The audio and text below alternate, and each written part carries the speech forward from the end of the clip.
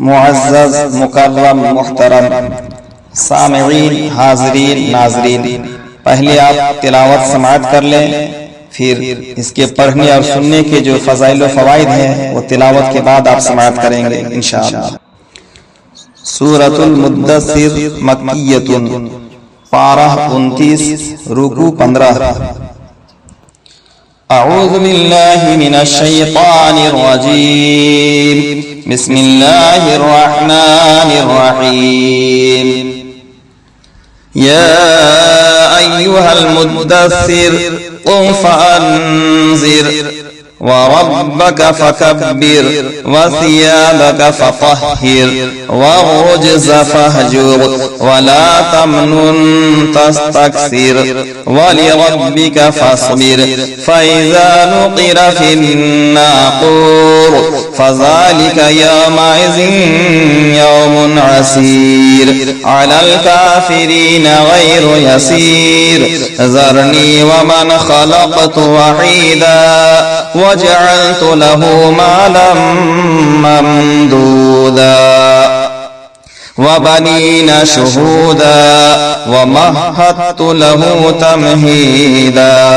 सुम्मा यत्मउ अन अज़ीद कल्ला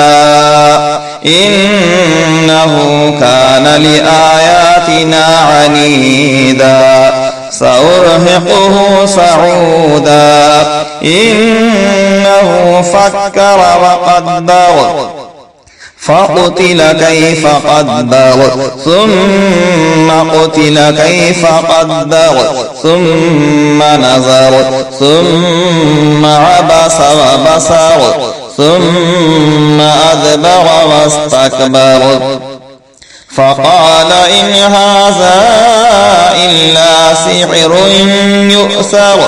इन हाज़ा इल्ला क़ौलुल बशर सउस्लीहि सक़र वमा अदराक मा सक़र ला तुबक़ी वला तज़र लव्वाअतुन लिलबशर अलैहा 19 वमा जअलना अस्हाबन नार इल्ला मलाइकतन वमा जअलना इद्दतहुम इल्ला फितनतन लिल्लज़ीन कफ़रू लियस्तयक़िन الذين أوتوا الكتاب ويزداد الذين آمنوا إيمانا ولا يرتاب الذين أوتوا الكتاب والمؤمنون وليقول الذين في قلوبهم مرض والكافرون ماذا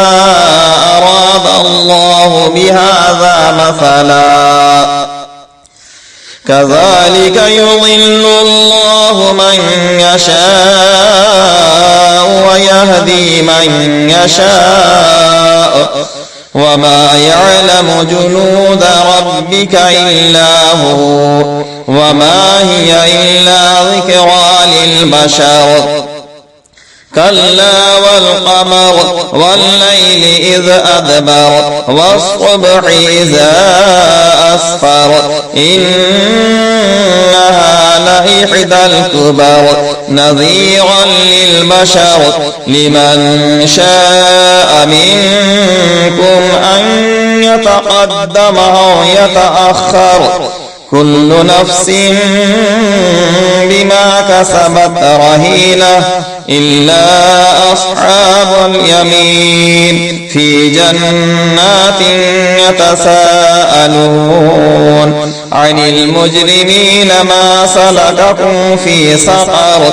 قالوا لم نك من المصلين ولم نك نطعم المسكين وكنا نخوض مع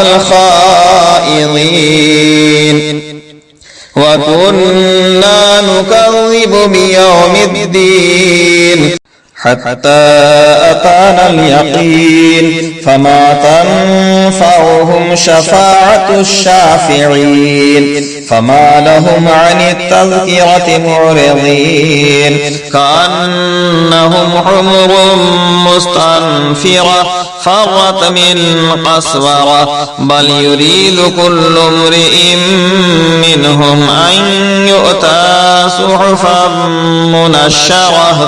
कल्ला बल ला यखाफूनल आखिरा कल्ला इन्नहु तज़किरा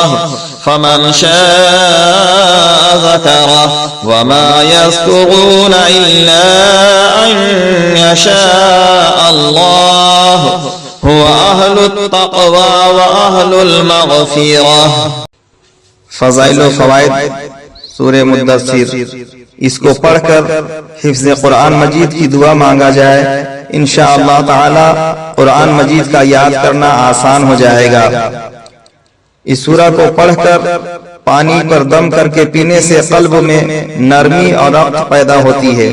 और रोजाना पढ़ने से मकबूलियत हासिल होती है। इसको बकसरत पढ़ने से इल्म व हिकमत की बातें जबान पर जारी हो जाती है।